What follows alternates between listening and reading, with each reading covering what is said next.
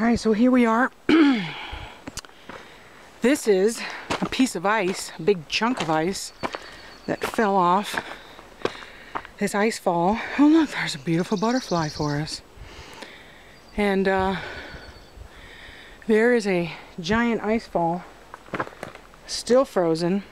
And look at him, how beautiful. Oh yeah. All the way up there is a big chunk of ice. It still hasn't melted out. So obviously it's still pretty cold up here on the mountain at night. As you can see, I was right over there underneath Mummy Toes yesterday. This is only halfway up the Cathedral Rock Trail, but I thought I would show you the ice fall.